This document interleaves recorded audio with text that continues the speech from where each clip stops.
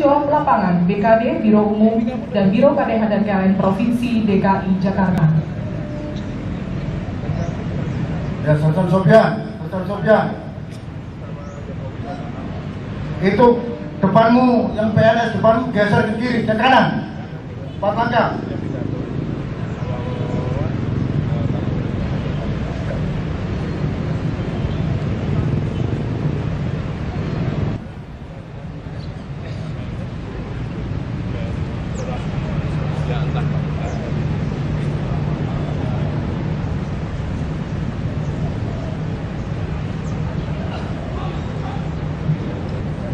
Sofyan, dinas perhubungan geser lagi 3 langkah ke kiri.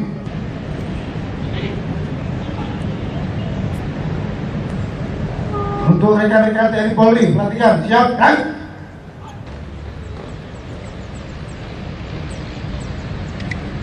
Teman, jalan. Lancar, depan.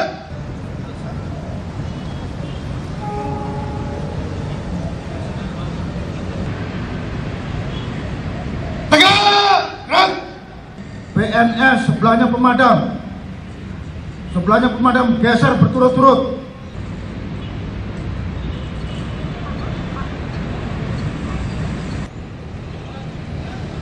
Ya, perhatikan seluruhnya. Siap, gerak. Dan kelompok PNS yang nomor 2 yang menghadap saya dari ujung Pak Sofyan itu geser lagi. Kamu ke sana aja, lari. Nomor 2 dari ujung, jaraknya terlalu jauh. Saya 2 langkah ke depan, jalan. Ya.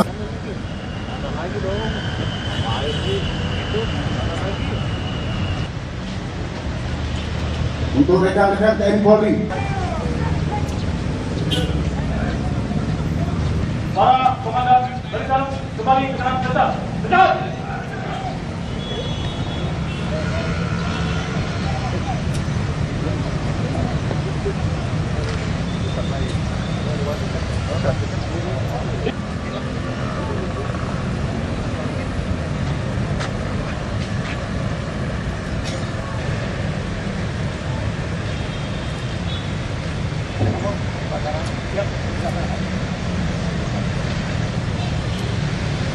Gubernur Provinsi DKI Jakarta selaku Inspektur Upacara menuju mimbar upacara.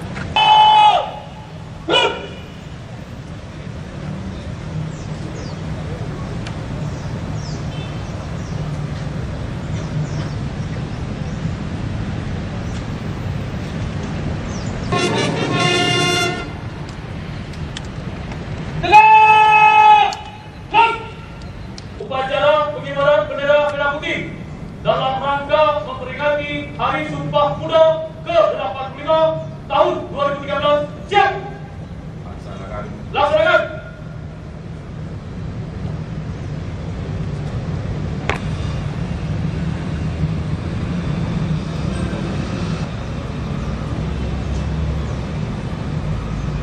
Diiringi lagu kebangsaan Indonesia Raya dipimpin Komandan Upacara.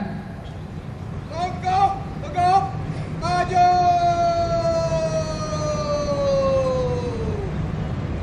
Jalan.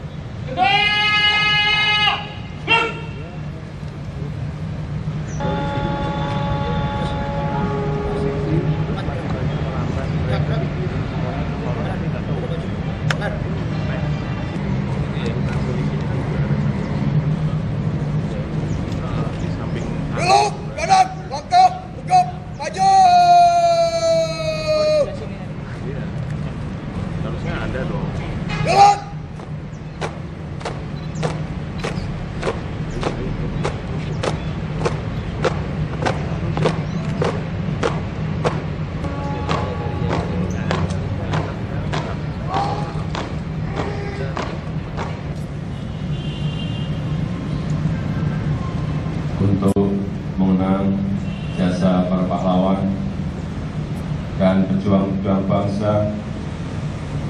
Mengheningkan cipta, dimulai.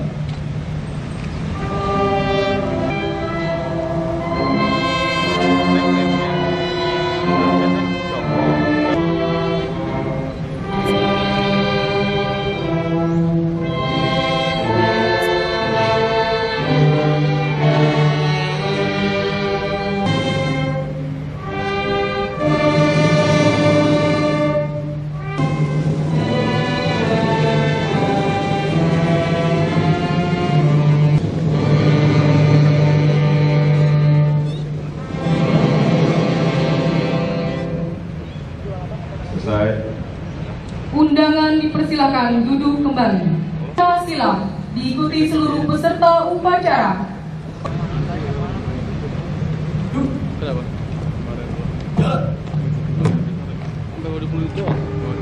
Balik ke yang kalau makan itu udah.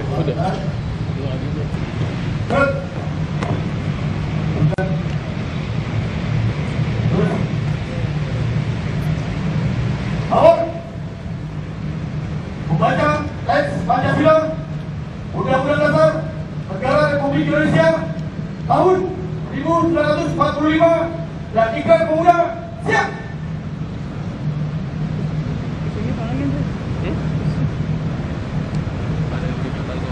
Pancasila, satu, ketuhanan yang Maha Esa.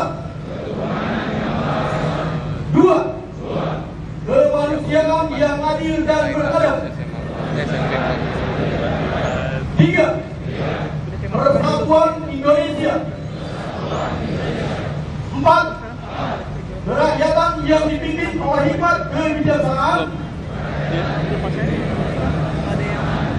dan permusyawaratan perwakilan. Lima, keadilan sosial bagi seluruh rakyat Indonesia. Pembuktian bahwa sesungguhnya kemerdekaan itu ialah hak segala bangsa, dan oleh sebab itu maka penjajahan di atas dunia harus dihapuskan karena tidak sesuai dengan peri kemanusiaan dan peri keadilan.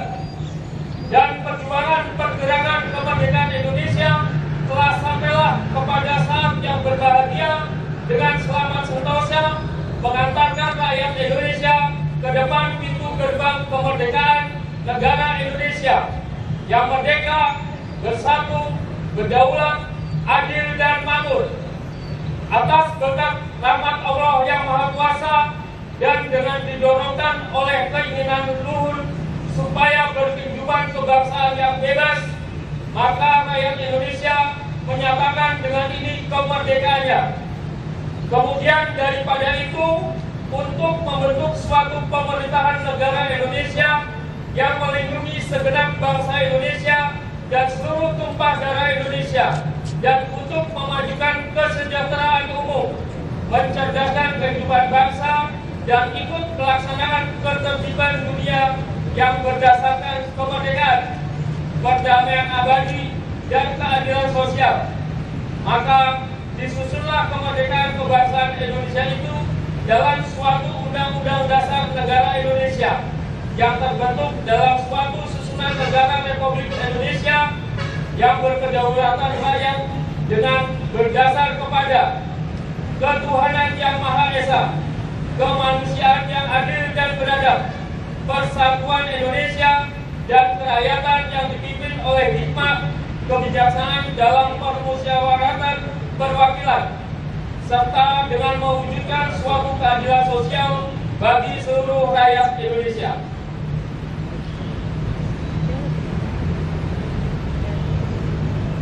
Putusan Kongres Pemuda-Pemudi Indonesia. Kerapatan Pemuda-Pemudi Indonesia yang diadakan oleh Perkumpulan Pemuda-Pemudi Indonesia yang berdasarkan kebangsaan dengan namanya Jom Java, Jom Sumatera, Pemuda Sumatera, Pemuda Indonesia, Sekar Rukun, Jom Islamic Pon, Jom Batak Pon, Jom Celebes, Pemuda Kaum Betawi, dan Perhimpunan Pelajar-Pelajar Indonesia. membuka rapat pada tanggal 27 sampai 28 Oktober di negeri Jakarta. Sesudahnya mendengar pidato-pidato dan pembicaraan yang diadakan di dalam kerapatan tadi, sesudah menimbang segala isi pidato-pidato dan pembicaraan ini, kerapatan lalu mengambil putusan. Pertama, kami putra dan putri Indonesia mengaku bertumpah darah yang satu, tanah Indonesia. Dua, kami putra dan putri Indonesia mengaku berbangsa yang satu, bangsa Indonesia. Ketiga, kami putra dan putri Indonesia menjunjung bahasa persatuan, bahasa Indonesia. Setelah mendengar putusan ini, kerapatan mengeluarkan keyakinan asas ini wajib dipakai oleh segala perkumpulan kebangsaan Indonesia. Mengeluarkan keyakinan persatuan Indonesia diperkuat dengan perhatikan persatuannya, kemauan, sejarah, bahasa, hukum adat, pendidikan dan kepanduan, dan mengeluarkan pengharapan supaya keputusan ini disiarkan dalam segala surat kabar dan dibacakan di muka rapat perkumpulan kita. Bacaan, teks, dan ikrar pemuda telah dilaksanakan. Laporan selesai. Balik ke tempat.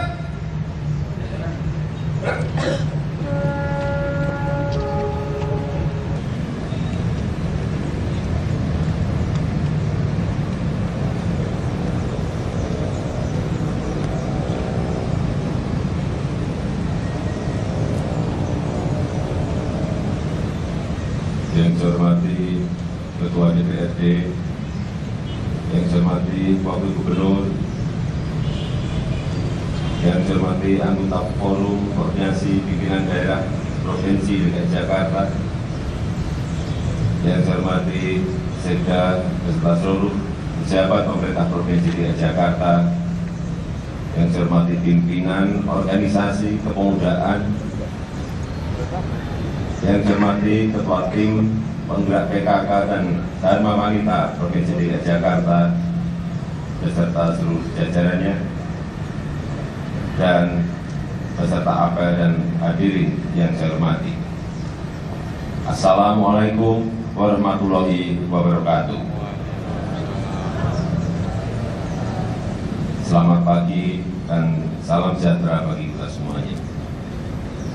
Puji dan syukur malah kita panjatkan kehadirat Allah Subhanahu wa Ta'ala, karena atas berkah, rahmat dan hidayahnya kita masih diberi kesempatan untuk memperingati Hari Sumpah Pemuda, hari yang sangat bersejarah dan telah memberikan inspirasi serta motivasi yang besar bagi kemajuan bangsa Indonesia. Melalui peringatan ini, kita dapat mengenang tekad pemuda Indonesia saat itu yang mengikrarkan komitmen persatuan dan komitmen kesatuan bangsa, yaitu satu tanah air Indonesia, satu bangsa, bangsa Indonesia, dan satu bahasa, bahasa Indonesia. Peringatan Hari Sumpah Pemuda merupakan momentum sejarah yang sangat penting dalam perjuangan bangsa Indonesia yang dipelopori oleh anak-anak muda pada zamannya. Sumpah Pemuda merupakan momentum yang telah membangun komitmen kolektif bangsa untuk bersatu dan mengembangkan jiwa nasionalisme di tengah hegemoni kolonialisme penjajah. Momentum sejarah ini penting untuk kembali direnungkan, penting untuk kembali direaktualisasi, agar semangat yang terkandung di dalamnya dapat terus memberikan inspirasi dan motivasi bagi seluruh bangsa ini untuk menggapai kejayaan bangsa di masa depan agar dapat hidup sejajar dengan bangsa-bangsa lain. Secara khusus, momentum peringatan Hari Sumpah Pemuda tahun ini diarahkan untuk menjadi tonggak pembangunan karakter bangsa.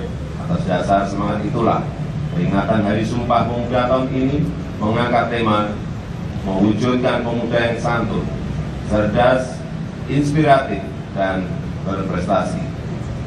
Tema ini secara khusus mengandung pesan bahwa saat ini kita memerlukan figur-figur pemuda yang santun, memerlukan figur-figur pemuda yang cerdas, memerlukan figur-figur pemuda yang inspiratif, dan memerlukan figur-figur pemuda yang berprestasi. Pemuda yang santun adalah pemuda yang memiliki budi pekerti, berakhlak mulia, menghormati yang lebih tua, dan menyayangi yang lebih muda, serta peduli terhadap sesama. Pemuda Indonesia dituntut untuk santun dalam perkataan, pikiran, dan perbuatan. Pemuda yang cerdas adalah pemuda yang memiliki kemampuan inovasi dan kreativitas yang tinggi, yang mampu mengatasi berbagai persoalan yang dihadapinya, yang memiliki kompetensi sehingga akan mampu bertahan dan akan unggul dalam menghadapi persaingan global. Pemuda yang inspiratif adalah pemuda yang mampu memberikan inspirasi bagi pembangunan bangsanya, inspirasi bagi perubahan, dan inspirasi dalam mengembangkan generasi yang unggul dan berdaya saing. Pemuda yang berprestasi adalah pemuda yang senantiasa berorientasi pada kejayaan, berorientasi pada keunggulan, berorientasi pada kegemilangan masa depan. Pemuda yang berprestasi adalah pemuda yang tidak mudah menyerah, bertanggung jawab, dan senantiasa melakukan yang terbaik untuk dirinya, masyarakatnya, dan bangsanya. Upaya untuk mewujudkan pemuda Indonesia yang santun, cerdas, inspiratif, dan berprestasi haruslah dijadikan sebagai komitmen kolektif bangsa ini, manifestasi dari semangat dan jiwa Sumpah Pemuda.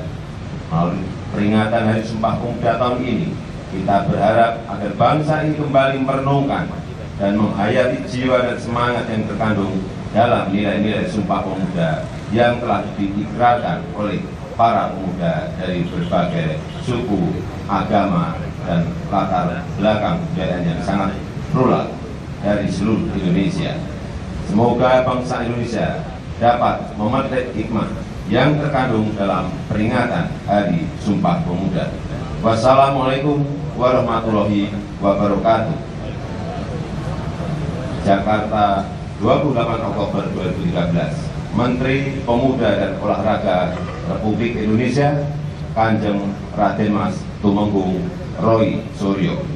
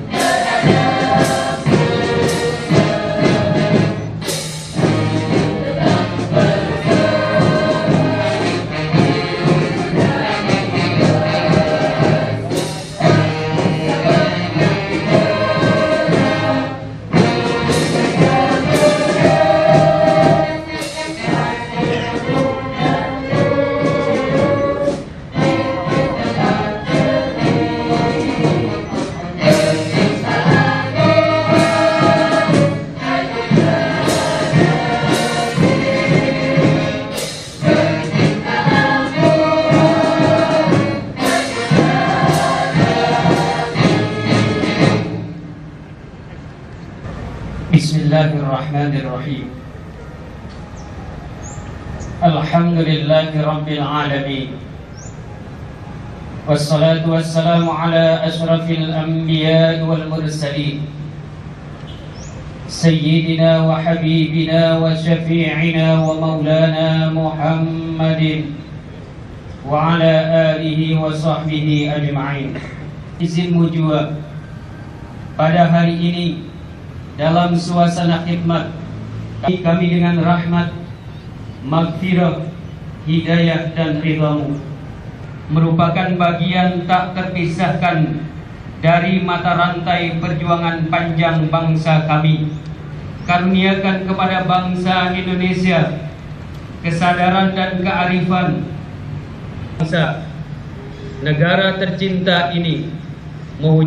Karuniakan kepada kami generasi pemuda penerus bangsa yang santun, larut dalam kebesaran dan keagunganmu, terbayang berjuang demi kejayaan bangsa. Ya Allah, tatap mereka dengan senyummu, jadi indahan surgamu. Rabbana. Undangan dimohon berdiri. Bayangkan.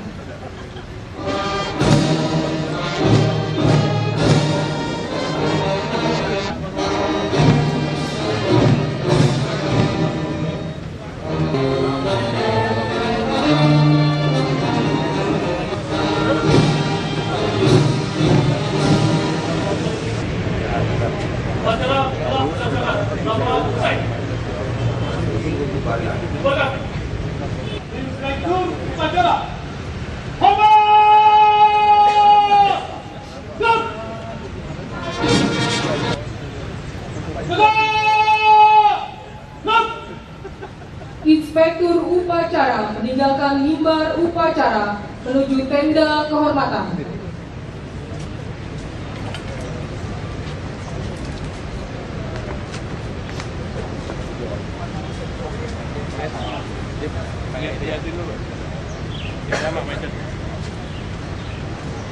Upacara selesai. Komandan upacara dapat membubarkan peserta upacara. Upacara selesai. Para komandan berdiam selesaikan kerja. Kerja.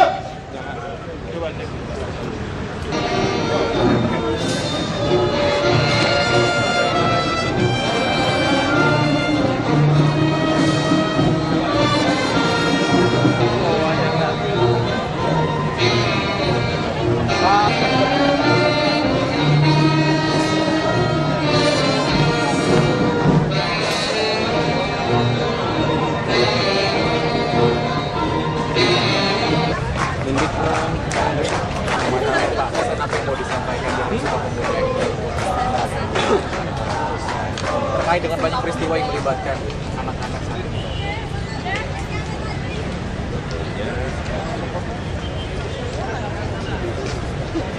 Muda ini mempunyai energi yang sangat besar, kekuatan yang sangat besar. Saya kira hampir 60%. Kita ini ada di umuran 40. Energi besar kalau memang bisa digerakkan, bisa dimanfaatkan untuk kemajuan Jakarta, kemajuan negara dan bangsa ini. Nah itu aja. Pak, lagi Pak, kalau misalkan ada PNS banyak masih dalam namanya 68.000, kita ini punya 68.000 karyawan dari plus guru dan dokter. 68.000, kalau ada 1-2 ya catat pasti ada peringatan.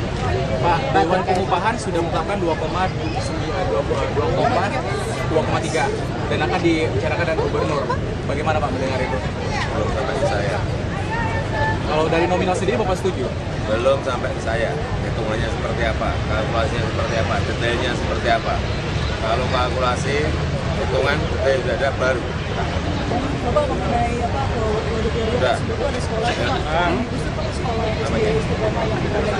Ya nanti teruslah urusan teknis seperti itu, lapangannya sudah kita ngerti semua. Rio Pak. Lihat kamera Pak. Urusan kasus satu-satu gitu aja tanyain. Suruh tanya ke kepala rusun lah, masa kayak gitu tanya ke gubernur, selingkuh di rusun. Satu lagi Pak. Jokowi. Jokowi ini sebenarnya kita bahas.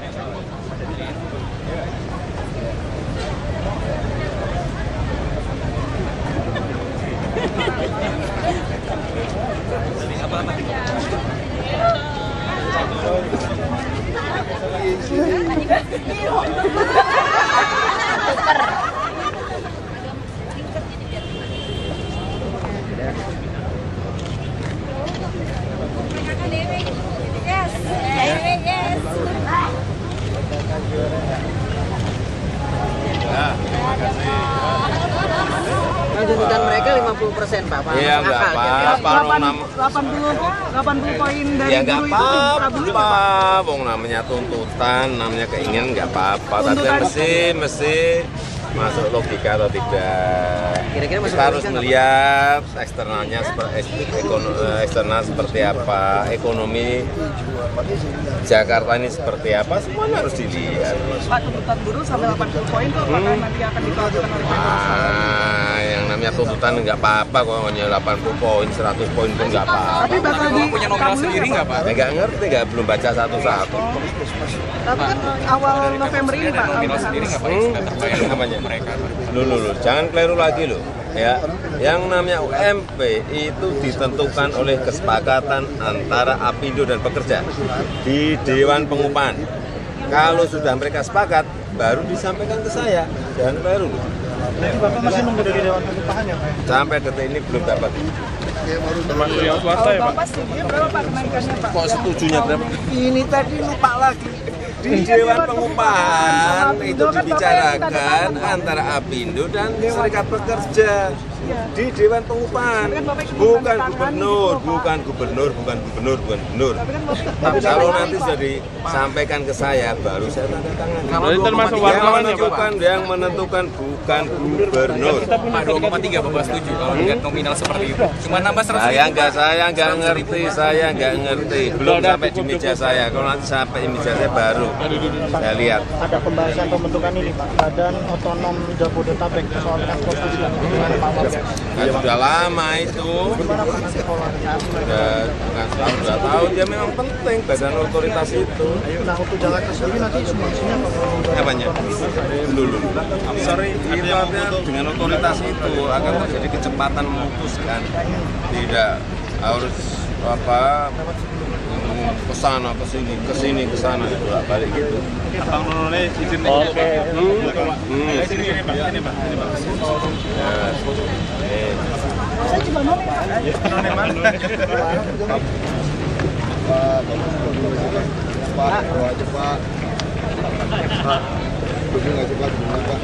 Sampai 50% itu. Sampai 50% ya. Tuntutan buruh. Guru saya kayak guru Pak. Tadi sudah dijawab. Ya, artinya Bapak setuju nggak kalau belum sampai di meja saya kok, hitungannya seperti apa saya belum ngerti. Tapi kan kalkulasinya seperti apa belum ngerti. Rupiahnya berapa belum ngerti.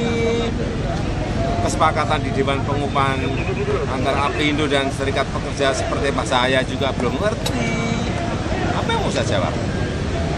Akhirnya ada kesiapan ya dari Pemprov DKI kalau memang kesiapan apanya? Oh, angkanya untuk anggaran sampai ke saya. Angkanya aja belum sampai. Oke, terima kasih. Oke.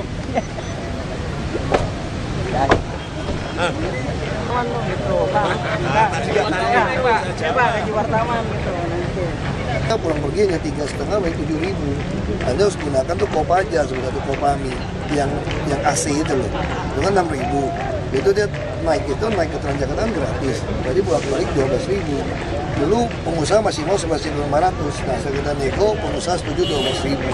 Jadi saya kira, saya bicara sama beberapa buruh, kita fokuskan dulu di KHL dulu deh, saya bilang.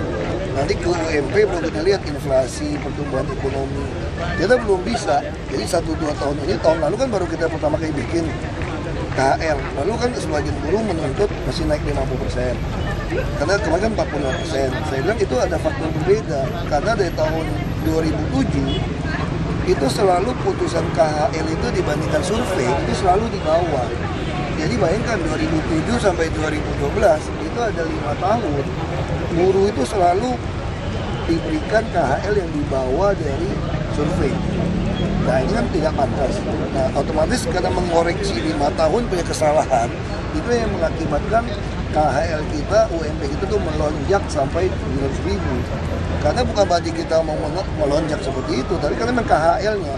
Tapi untuk KHL tahun ini, lonjakannya sedikit. KHL dulu hampir 2 juta, 109 berapa. KHL tahun ini cuma 2,2 sekian, hampir 2,3. Tapi buruh menganggap KHL-nya 2,7 atau 3 juta.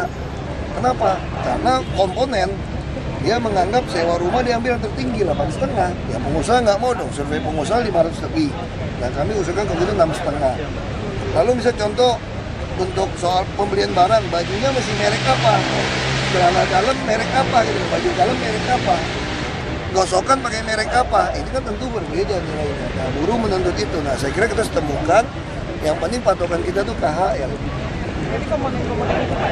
Iya, kalau mau naikin 84 komponen itu mesti ngomong produktivitas diukur juga. Kalau itu dinaikkan bisa PHK perusahaan-perusahaan nanti. Jadi kita mesti ada cari keseimbangan. Ini tentu tidak mungkin selesai masalah ini, tapi yang penting patokan rumusnya udah ada KHL. Ya, saya kira itu. Kalau cuma beda 100.000 apa sih Pak artinya Pak? Hah? Kalau cuma beda 100.000 dari 22? Buat buruh berarti. Buat buruh berarti sekali. Ya kan buat buruh 50.000 juga berarti. Itu yang kita harus perhatikan. Tapi kan kita juga untuk menjaga supaya jangan sampai daya saing usaha kita juga jatuh. Nah, makanya itu tugas pemerintah untuk menyediakan transportasi murah tadi, perumahan murah, sembako yang terkontrol yang murah. Nah, itu yang mau kita lakukan, termasuk jaminan kesehatan. Kalau itu kita tidak bantu, dunia usaha juga akan ambruk. Kalau ambruk juga pengangguran akan banyak gitu. Nah, ini yang kita cari keseimbangan. Tapi saya juga tidak setuju kalau orang digaji di bawah KHL. Makanya sempat misalnya pengusaha mengatakan kami tidak sanggup menggaji orang KHL. Kalau begitu Anda harus pindah ke lokasi yang KHL-nya rendah gitu. Nah, misalnya kita kasih bus yang murah kayak Transjakarta tidak naik. Kita memberikan perumahan termasuk KJS, KJP. Ini dalam rangka membantu KHL-nya rendah sebetulnya. Itu daya saing bagaimana pemerintah dan buruh dan swasta bekerja sama. Di situ titiknya. Mengenai Sumpah Pemuda juga Pak, banyak kemarin kejadian pemuda-pemuda yang muda-muda justru malah bikin video yang ngaku sila Pak, apalagi itu anak sekolah. Kita mesti selidiki, saya pikir ini juga ada pengaruh dari kami yang tua yang munafik sebetulnya. Jadi itu persoalan utama sebetulnya. Ketika kita terlalu banyak munafik, menutup diri dengan nilai-nilai agama tapi kelakuan kita jelek, ini akan mempengaruhi anak-anak muda generasi kita tuh jadi anggap agama itu dilecehkan. Itu yang menyedihkan gitu.